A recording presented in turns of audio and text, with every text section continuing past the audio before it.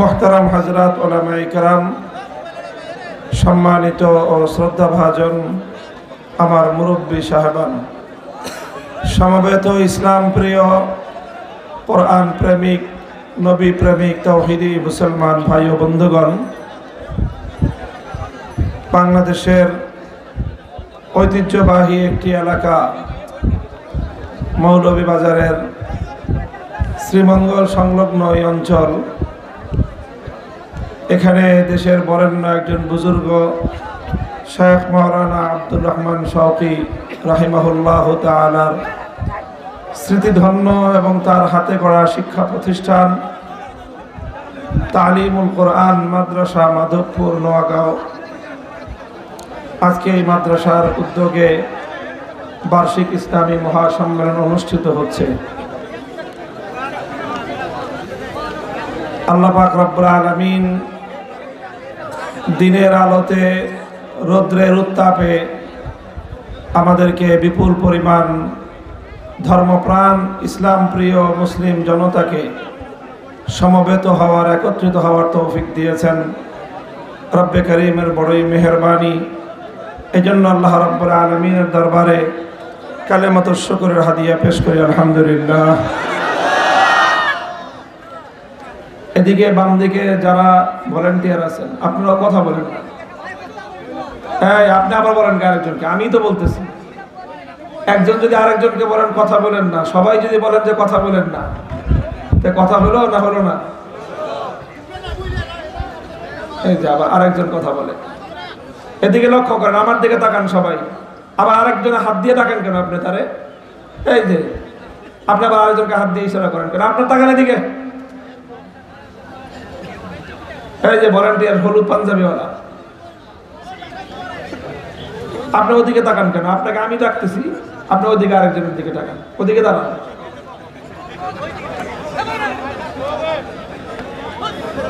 ভাই মুখে কথা বলেন না, আপনি আরেকজনকে বসো ওই কথা বলেন না, হাত দিয়ে ইশারা করেন খালি। এদিকে কথা বলবেন না, কেউ বলবেন না, বসতে বলবেন না কেউ কাউকে বসতে মুখ দিয়ে বলবেন না, হাত দিয়ে ইশারা করেন। এতটুকু একটা ছোট্ট কথা আমাদের বুঝে না আসলে কেমনে হবে? 1400 বছর আগে রাসূল আকরাম সাল্লাল্লাহু আলাইহি ওয়াসাল্লাম বলে গেছেন, যেখানে কথা বলা নিষেধ সেখানে আরেকজনকে মুখ দিয়ে বসো, চুপ করো এই কথা বলাও নিষেধ। সেখানে শুধু হাত দিয়ে ইশারা করতে হয়, হাত দিয়ে ইশারা করতে হয়। সবাই যদি বলেন যাই ভাই চুপ করেন, উনি বলেন চুপ করেন, উনি বলেন চুপ করেন, তো পুরা মজমা কি চুপ থাকলো না? কথা হলো। এটা একটা খুব সাধারণ কথা। এই কথাটাই রাসূল সাল্লাল্লাহু আলাইহি ওয়াসাল্লাম জুমার দিনের ব্যাপারে বলেছিলেন। জুমার দিন যখন ইমাম খতিব যখন খুতবা দেওয়ার জন্য মিম্বারে বসেন, মিম্বারে আরোহণ করেন, তারপর থেকে সব ধরনের কথাবার্তা বলা নিষেধ। সব ধরনের কথা বলা নিষেধ। এখন যদি কোথাও কিছু মানুষ কথাবার্তা বলতে থাকে, অথবা একজন যদি কথা বলতে থাকে, আপনি কি করবেন? আপনার সামনে একজন কথা বলতেছে, তা আপনি কি করবেন? আপনি তাকে বলবেন যে ভাই কথা বলেন না?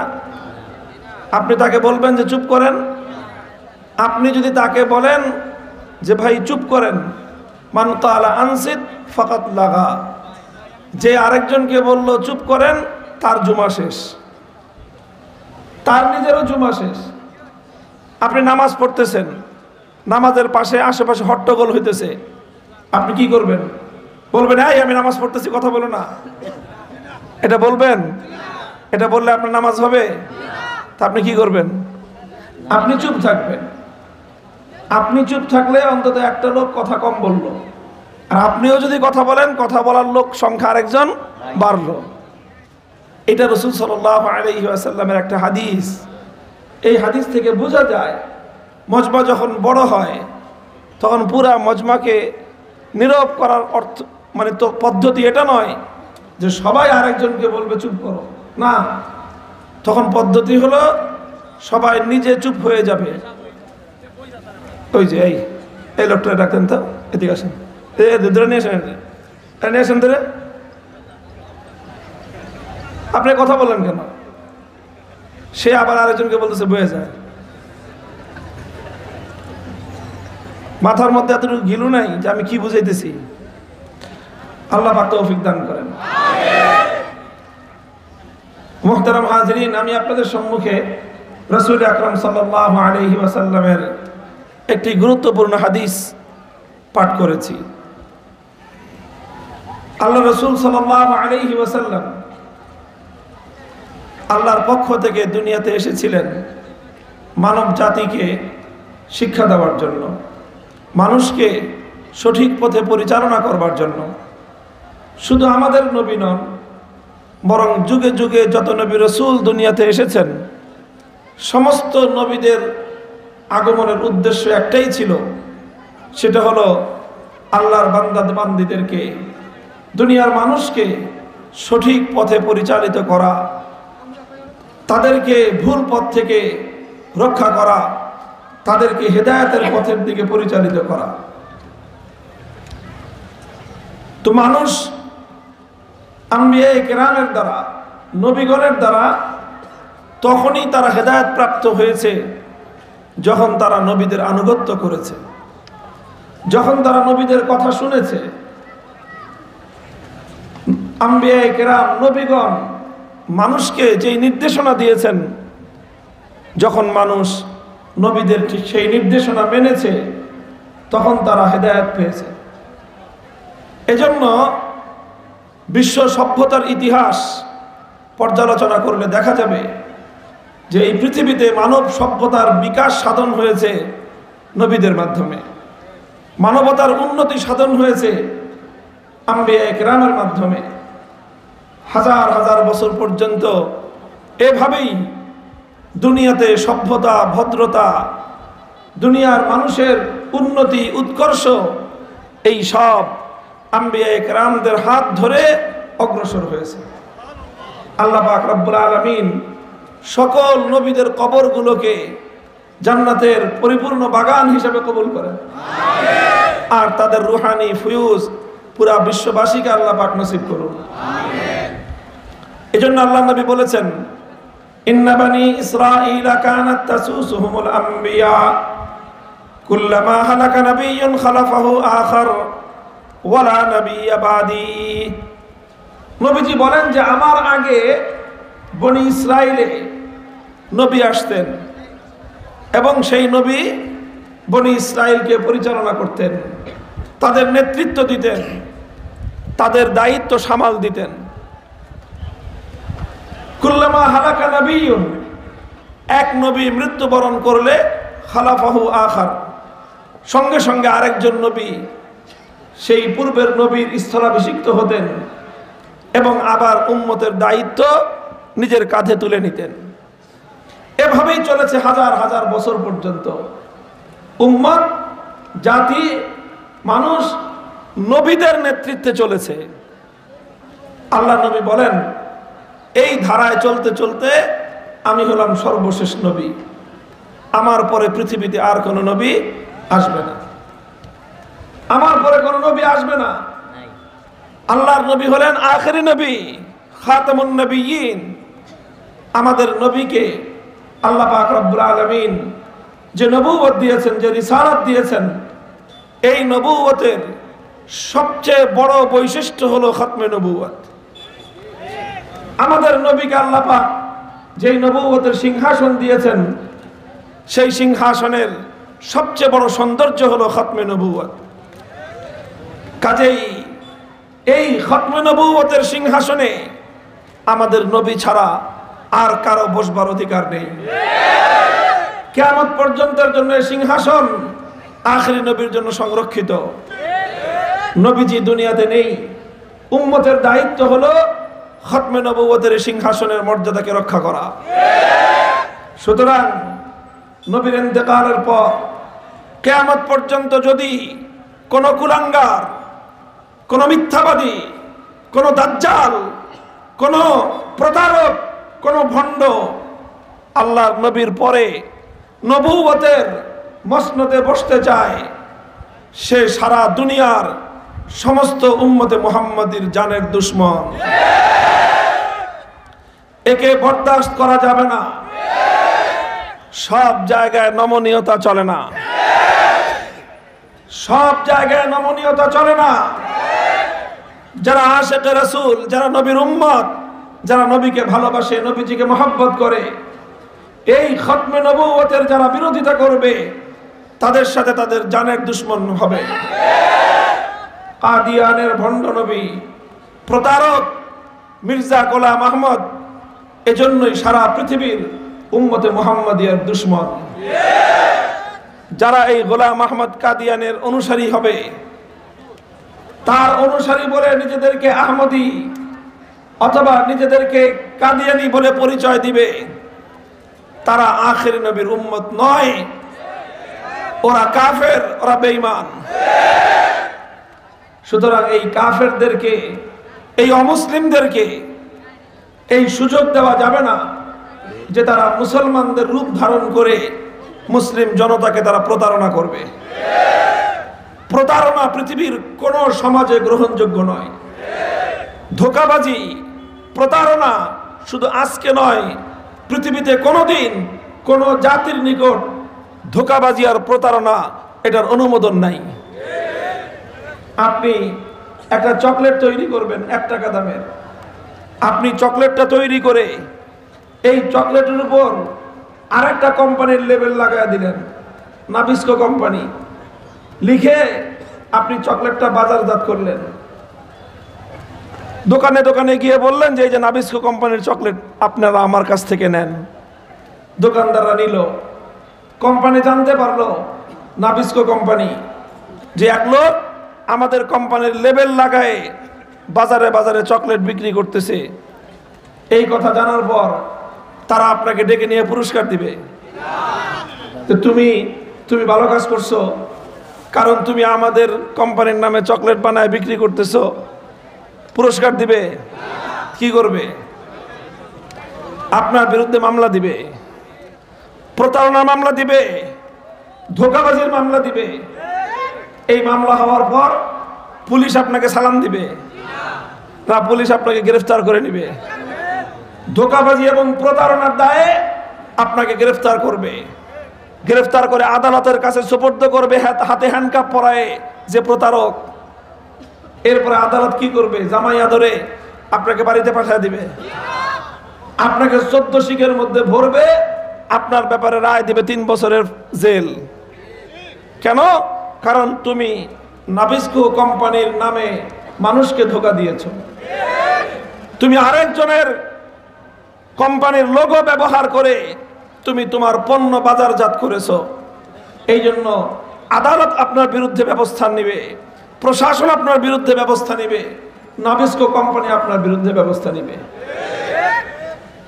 মুহতারাম হাজিরিন, এটা কি আমি খুব কোনো কঠিন কথা বললাম না সহজ কথা?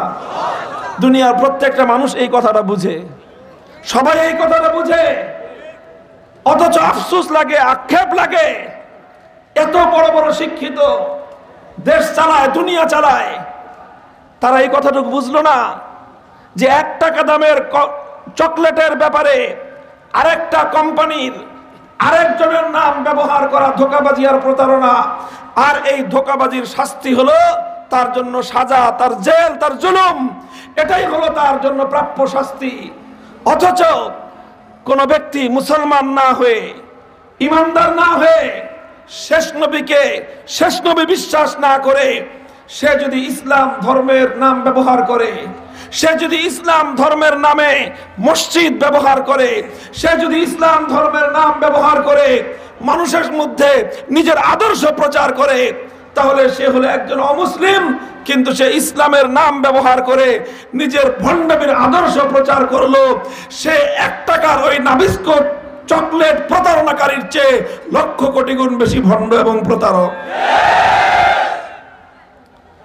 আমরা এই দাবি করতেছি, 1 টাকার চকলেট, 2 টাকার বিস্কুট, 5 টাকার চিপস, 10 টাকার চানাচুর, এই সকল ছোট ছোট বিষয়েও আরেকজনের নাম ব্যবহার করা মহা প্রতারণা।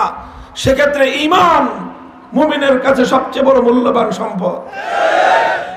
একজন মুমিনের কাছে দুনিয়াতে ঈমানের চেয়ে দামি কোনো সম্পদ হতে পারে না। এই মূল্যবান সম্পদের ব্যাপারে ভণ্ড কাদিয়ানীরা তারা ইসলামের নাম ব্যবহার করে তারা সাধারণ ধর্মপ্রাণ মানুষকে প্রতারিত করতেছে, মানুষকে বেঈমান বানাচ্ছে। আর মানুষ তাদের এই সুন্দর লোগো দেখে, সুন্দর সাইনবোর্ড দেখে নাম রেখেছে আহমদিয়া জামাত, আহমদিয়া মুসলিম জামাত। এই আহমদিয়া মানে কি জানেন? এই আহমদিয়া মানে নবী আহমদ সাল্লাল্লাহু আলাইহি সাল্লাম না, এই আহমদিয়া মানে গোলাম আহমদ। ওদের কাদিয়ানের ভণ্ড প্রতারকের নাম হলো গোলাম আহমদ। এরা নিজেদের নাম রেখেছে আহমদিয়া মুসলিম জামাত। আমাদেরকে ধোঁকা দিতে চায়, সাধারণ মানুষদেরকে ধোঁকা দিতে চায় যে এই যে আমরা আহমদিয়া, আমরা মনে করছি মনে হয় নবী মুহাম্মদুর রাসূলুল্লাহর অনুসারী। না, এরা আহমদিয়া মানে গোলাম আহমদিয়া, কিন্তু এটা বলে না কেন? ধোঁকা দেওয়ার জন্য, মানুষের সঙ্গে প্রতারণা করার জন্য। এই ভণ্ড এবং প্রতারকদের হাত থেকে সাধারণ ধর্মপ্রাণ মুসলমানদের ঈমান রক্ষা করার জন্য এদের বিরুদ্ধে প্রতারণা, এদের বিরুদ্ধে ভণ্ডামির অভিযোগে শাস্তিমূলক ব্যবস্থা গ্রহণ করা, এটা ছিল মুসলমানদের শাসকের দায়িত্ব, এটা ছিল মুসলিম আদালতের দায়িত্ব, এটা ছিল মুসলমানদের প্রশাসনের দায়িত্ব। কিন্তু দুর্ভাগ্যজনকভাবে প্রশাসন বলেন, আদালত বলেন, শাসকবর্গ বলেন, সবাই নীরব।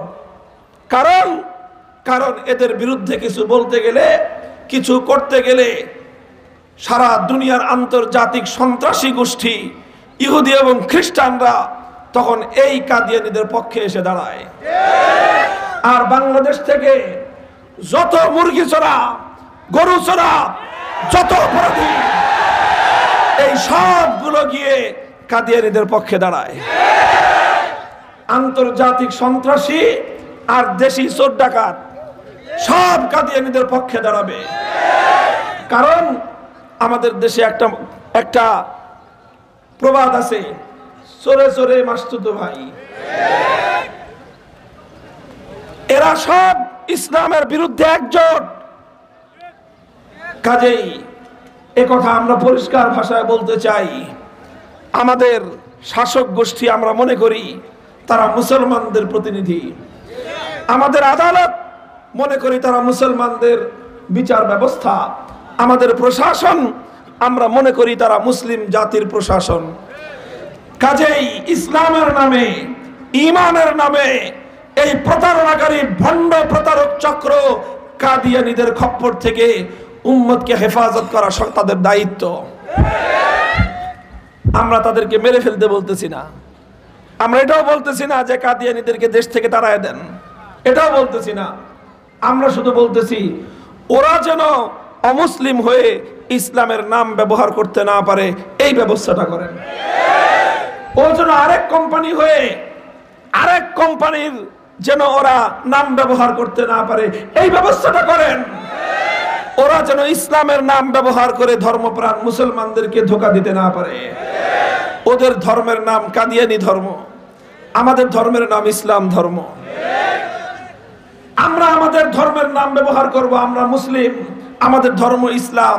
ওরা ওদের ধর্মের নাম ব্যবহার করবে কাদিয়ানী ধর্ম, আর ওরা হলো কাদিয়ানী। হিন্দুরা যেরকম হিন্দু, বৌদ্ধরা যেরকম বৌদ্ধ, খ্রিস্টানরা যেরকম খ্রিস্টান, সবাই যার যার ধর্মীয় পরিচয় ব্যবহার করে। কাদিয়ানীরাও ওরা কাদিয়ানী, ওরা মুসলিম নয়। মুহতারাম হাজিরিন, এটা যদি না করা হয় আখেরি নবীর খতমে নবুয়তের সিংহাসন কলঙ্কিত হয়। নবীর এই সিংহাসনকে কলঙ্ক মুক্ত রাখার জন্য নবীর উম্মতেরা যে কোনো ত্যাগ আর কোরবানি স্বীকার করতে প্রস্তুত থাকতে হবে, প্রস্তুত থাকতে হবে, প্রস্তুত থাকতে হবে।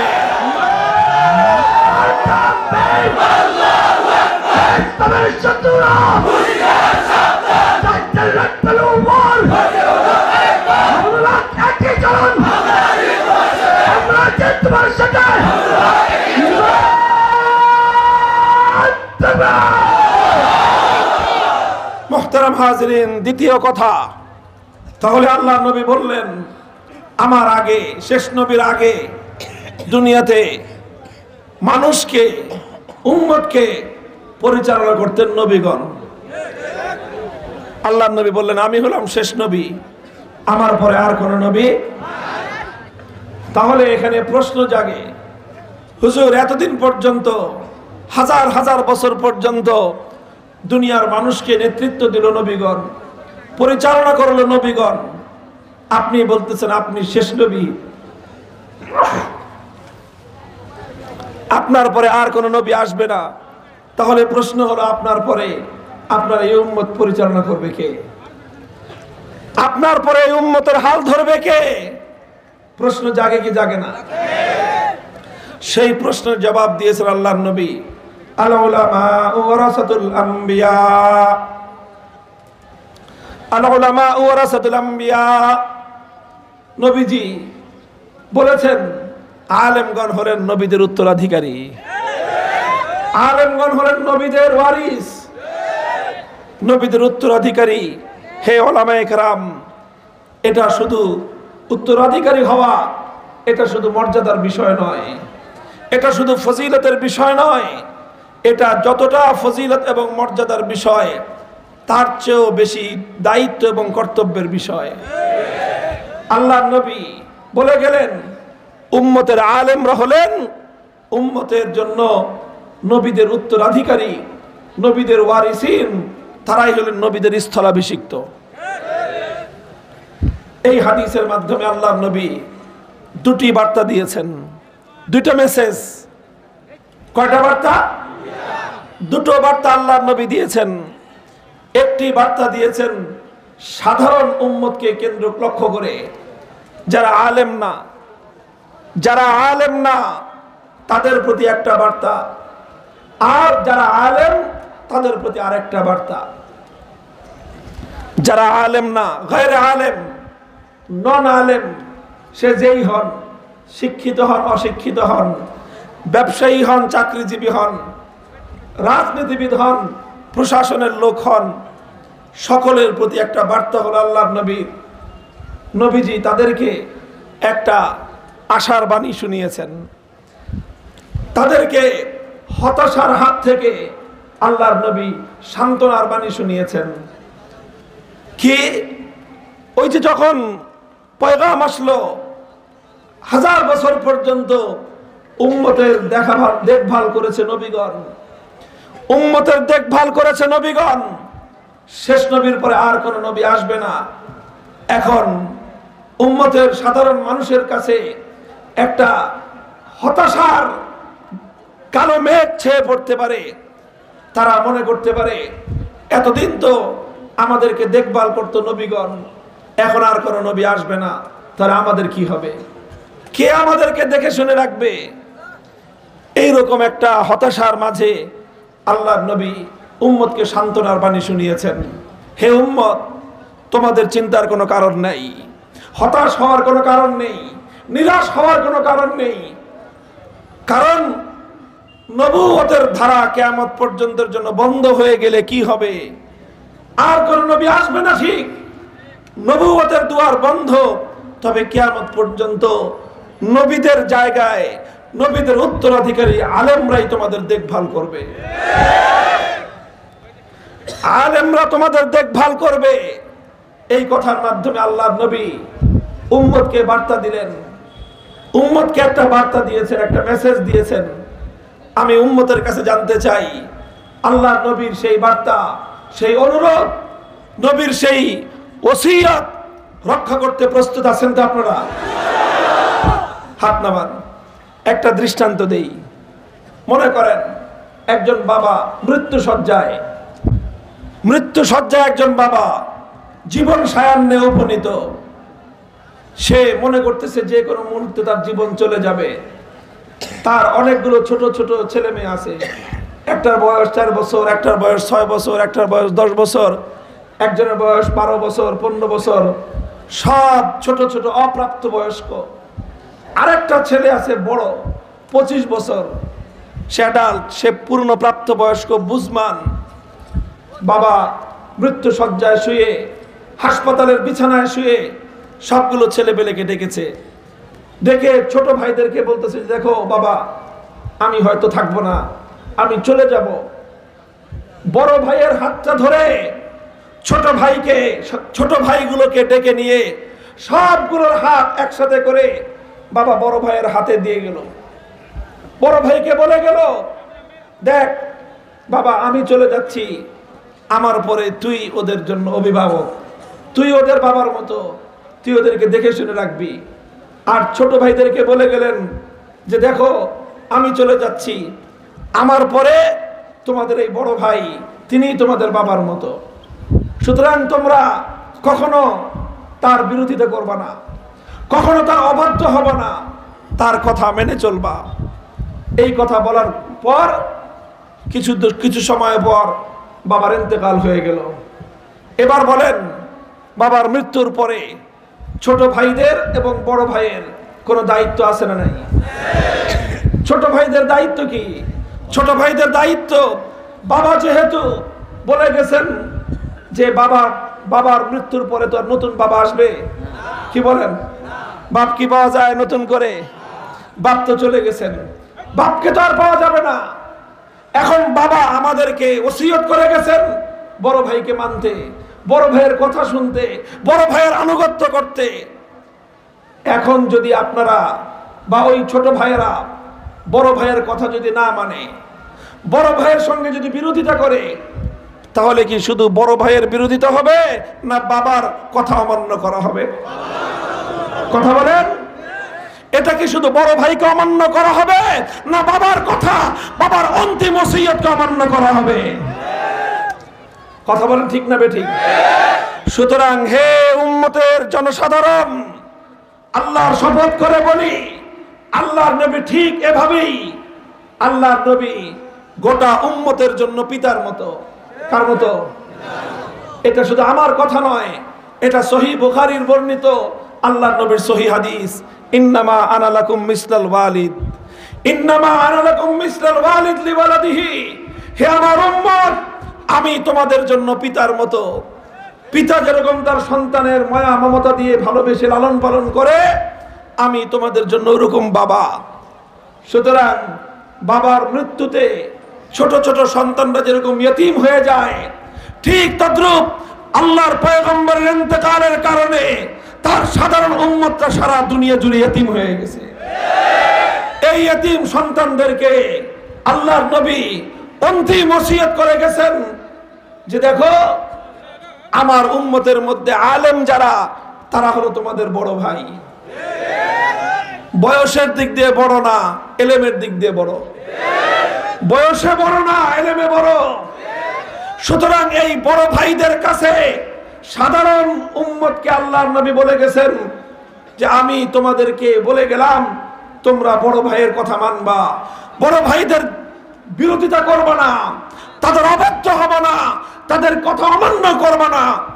এখন কেউ যদি ওলামায়ে কেরামের কথার বিরুদ্ধাচরণ করে, তাদের কথা অমান্য করে, সে কি শুধু আলেমদের কথা অমান্য করলো না স্বয়ং দিনের নবীর কথা অমান্য করলো? এটা গেল সাধারণ মানুষের প্রতি বার্তা। সুতরাং হে উম্মতের সাধারণ জনগণ, আপনাদের প্রতি আল্লাহর নবীর পক্ষ থেকে অনুরোধ, আলেমদের বিরোধিতা করে আল্লাহর নবীর কথা অমান্য করবেন না। আলেমদের বিরুদ্ধাচরণ করা অর্থ নবীর বিরুদ্ধাচরণ করা। আলেমদের বিপক্ষে নামা, আলেমদের বিপক্ষে অবস্থান নেওয়ার অর্থ হলো স্বয়ং হাউজে কাউসারের পেয়ালা হাতে শাফাআতের নবীর বিরোধিতা করা।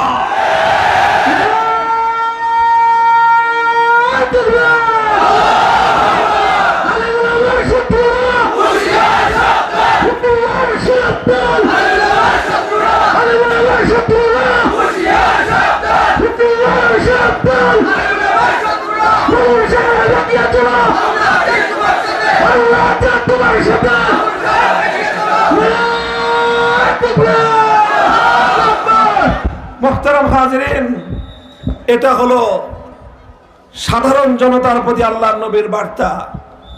আলেমরা খুব বেশি খুশি হয়েন না যে তাহলে সবাই খালি আমাদেরকে মানবে। হে ওলামায়ে কেরাম, আপনাদের প্রতি আল্লাহর নবীর পক্ষ থেকে বার্তাটা আরো কঠিন বার্তা। সেটা কি?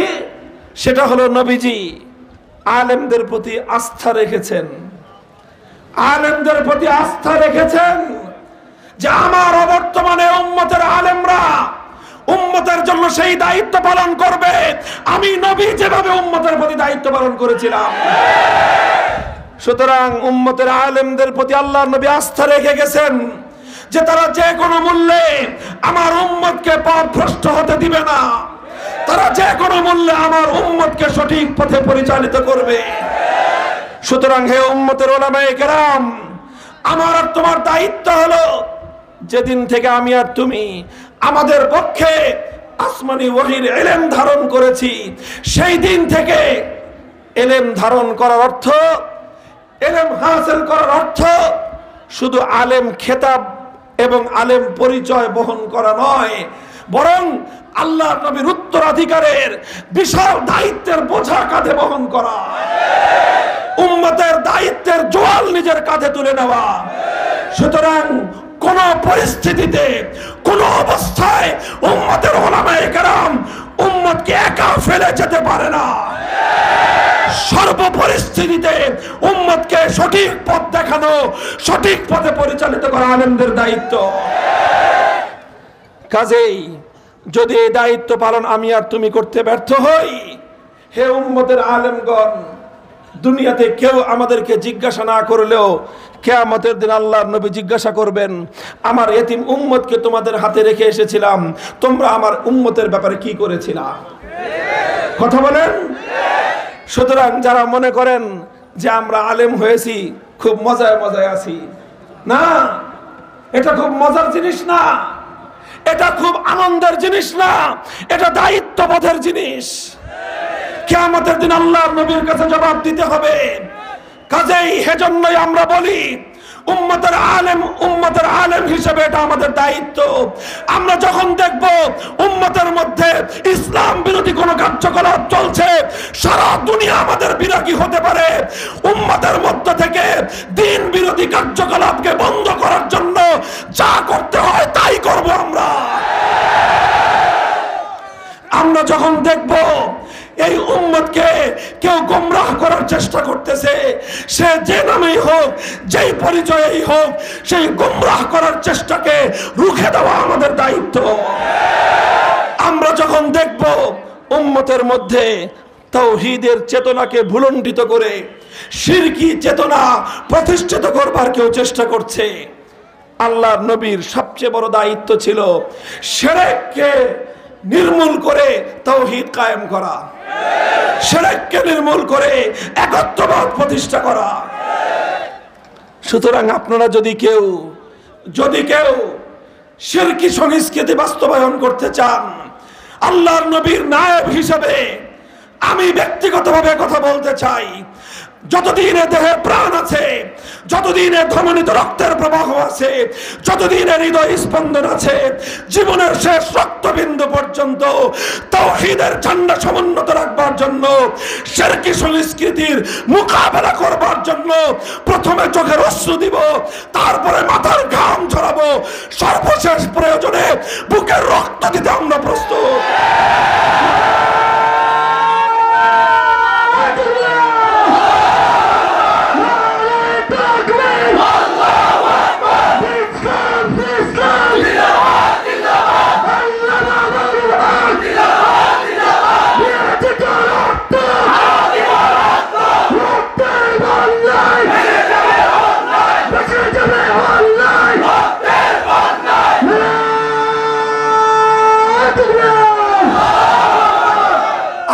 কথা বলে শেষ করছি।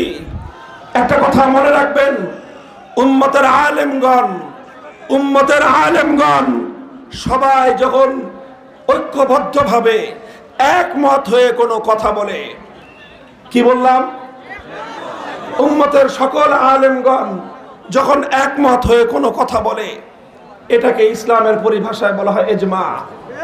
কি বলা হয়? উম্মতের সকল আলেমদের ঐক্যমতের কোনো কথা, এটা শুধু আলেমের কথা নয়, এটাই আল্লাহর কথা। কথাটা গভীরতা বুঝেন। উম্মতের সমস্ত আলেম যখন কোনো একটা বিষয়ে একমত হয়ে যাবে, সেই কথাটা কি শুধু আলেমের কথা থাকে? সেটা আল্লাহর কথা হয়ে যায়, সেটা ইসলামের সিদ্ধান্ত হয়ে যায়। হ্যাঁ, যেই বিষয়ে আলেম ওলামাদের মধ্যে মতবিরোধ আছে সেই বিষয়ে প্রত্যেকের আলেমের কথা তার নিজের, কিন্তু যেই বিষয়ে কোনো মতবিরোধ নাই, সবাই একমত, সেই কথাটা কোনো আলেমের একক কথা নয়, সেটা ইসলামের কথা, সেটাই আল্লাহর রাসূলের কথা, সেটাই আল্লাহর কথা। হে উম্মত, সুতরাং যখন কোনো বিষয়ে দেশের সমস্ত আলেম একমত হয়ে যাবে, সেই বিষয়ে অন্য কেউ যদি তোমাদেরকে আলেমদের বিপক্ষে ডাক দেয়, তোমরা সেই কথায় সাড়া দিবা? কারণ যেই কথায় সমস্ত আলেম একমত, সেটা শুধু আলেমদের কথা নয়, সেটা আল্লাহর কথা, আল্লাহর রাসূলের কথা। সুতরাং আল্লাহ এবং আল্লাহর রাসূলের বিরুদ্ধে যদি কেউ ময়দানে ডাক দেয়, সে নেতা হতে পারে, সে তোমার দল হতে পারে। তুমি যদি ঈমানদার হয়ে থাকো, ওই অবস্থায় তোমার নেতা, তোমার দলকে লাঠি মেরে ঈমানের গৌরবকে মাথায় তুলে ধরতে হবে।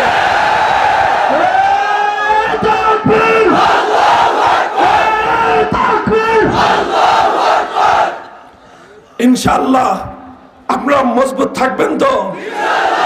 হে উম্মতের উলামায়ে কেরাম, আল্লামা আব্দুর রহমান শওকী রাহিমাহুল্লাহর উত্তরসূরিগণ, মনে রাখবেন, আমরা এভাবেই হাজার বছর ধরে উত্তরাধিকার সূত্রে উম্মতের আমানতের দায়িত্ব আমরা কাঁধে বহন করেছি। সুতরাং কোনো পরিস্থিতিতেই, কোনো অবস্থাতেই বাতিলের সামনে মাথা নত করা যাবে না।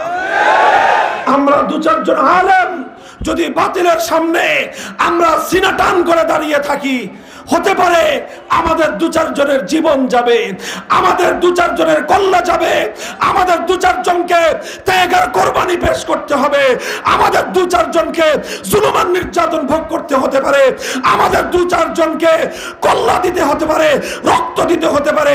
এর বিনিময়ে পুরা উম্মত গোমরাহি থেকে বেঁচে যাবে। এর বিনিময়ে আল্লাহর নবীর ইতিম উম্মত তাদের হেফাজত হয়ে যাবে ইনশাআল্লাহ। আমরা এভাবে আলেমরা প্রস্তুত আছি। আপনারা আলেমদের অনুসরণ করবেন তো? উলামায়ে কেরামের পিছনে গোটা জাতি ঐক্যবদ্ধভাবে আছেন তো? আল্লাহ পাক রব্বুল আলামিন আমাদেরকে এই শপথ রক্ষা করার তৌফিক দান করেন। ওয়া আখিরু দাওয়ানা আলহামদুলিল্লাহি রাব্বিল আলামিন। আসসালামু আলাইকুম ওয়া রাহমাতুল্লাহ। সুবহানাল্লাহি ওয়া বিহামদিহি সুবহানাল্লাহিল আযীম। আল্লাহুম্মা সাল্লি আলা মুহাম্মাদিন নবিয়্যিল উম্মি ওয়া আলা আলিহি ওয়া সাল্লিম তাসলিমা। রব্বানা আতিনা ফিদ দুনিয়া হাসানাহ ওয়া ফিল আখিরাতি হাসানাতাও ওয়া কিনা আযাবান নার। হে আল্লাহ, আজকের মাজমাকে কবুল করে নিন।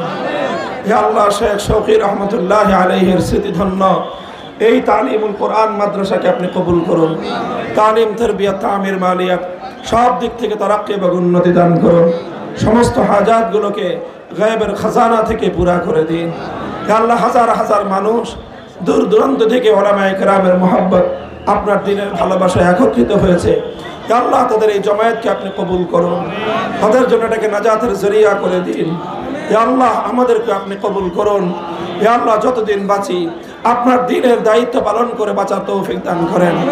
হে আল্লাহ, আপনার নুসরত, আপনার সাহায্যকে আমাদের শামিলে হাল করে দিন।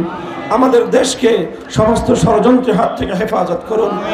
আমার মাতৃভূমির প্রতি ইঞ্চি মাটিকে ইসলামের ঘাঁটি হিসেবে কবুল করুন। আমাদের শাসক বর্গকে ইয়া আল্লাহ সঠিক পথে আপনি পরিচালিত করুন। রব্বানা তাকাব্বাল মিন্না ইন্নাকা আনতাস সামিউল আলিম ওয়া তুব আলাইনা ইয়া মাওলানা ইন্নাকা আনতাত তাওয়াবুর রহিম। সুবহানা রাব্বিকা রাব্বিল ইজ্জাতি আম্মা ইয়াসিফুন ওয়া সালামুন আলাল মুরসালিন ওয়ালহামদুলিল্লাহি রাব্বিল আলামিন।